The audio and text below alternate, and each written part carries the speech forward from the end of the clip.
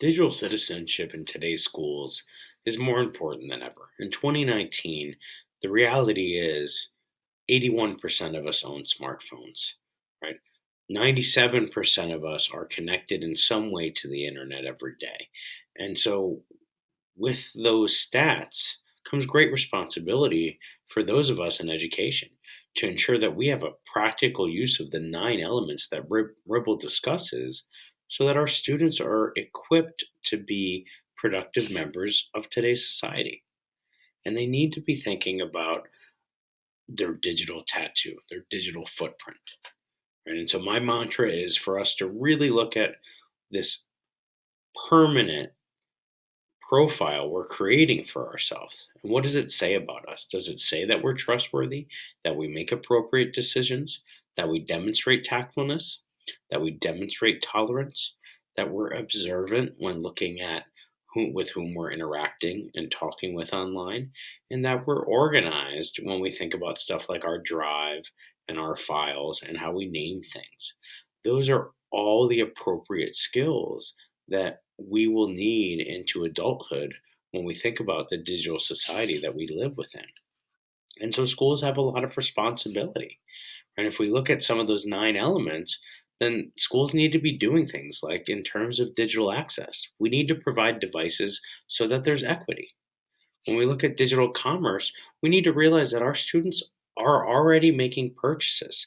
So there's no reason that K through 8 schools should not be teaching how to verify credible sources online, right? That ties beautifully into digital literacy. Not just teaching whether a source like Wikipedia is credible, but teaching whether certain places and businesses are actually credible businesses and verified by the Better Business Bureau, and really teaching them how to do some of that digging in terms of who they're talking with and who they're interacting with. Because we can communicate all of the time. And we're inundated with so much information and an influx of people. And we just really want to make connections with other people.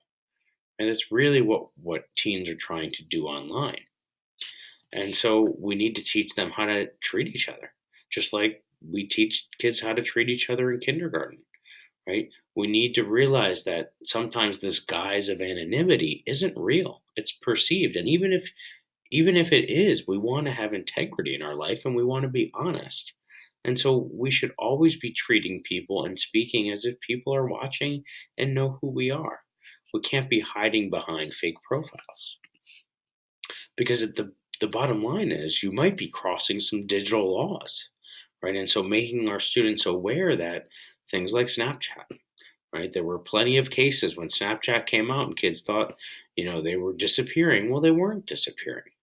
And that was an important message for teens to be hearing that, you need to be careful about the decisions you're making. And you need to understand your responsibility as someone who's going to communicate online. But even within digital rights and responsibilities, teachers need to think about if they're asking students to create media and to create presentations, well, they need to make sure that they're getting photos from the Creative Commons. They need to make sure that their students know not to steal music or to pirate movies online because we'll be creating a society where no one's going to want to contribute or have creative thoughts to share with the world if they're not going to get their due credit. Right? That's work. They worked to create that, and we need to pay homage to them and give them what they deserve. And when we think about all of those other things, and we're so inundated with the communication, we need to think about when to step away from the devices, right? And digital health and wellness, and not just our PE and health programs, but there are certainly now topics that are being discussed within the realm of well-being of a health curriculum.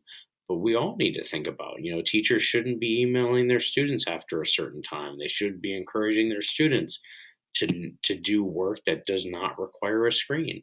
So we need to think about how to be well balanced in moderation.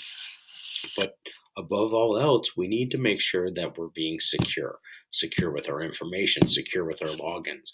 When we go to shared spaces like libraries, ensuring that students know that they need to sign off of shared devices. It's no different than if I were to leave my wallet sitting out in a public place and then walk away.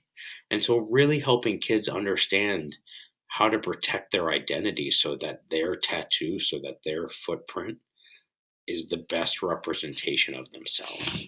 And so when we looked at a lot of the coursework, it was about building culture within our schools and really empathy. And it had very little to do with technology, but in the sense that we needed to make kids understand they're not living two lives, they're living one life. And so how they act online is how they should act in person. And those instances are one and the same. And the sooner we really focus on the empathy and we focus on standing up for others and not just being bystanders, then we can do something about the cyberbullying epidemic because really it's just about making good connections with people. Thank you.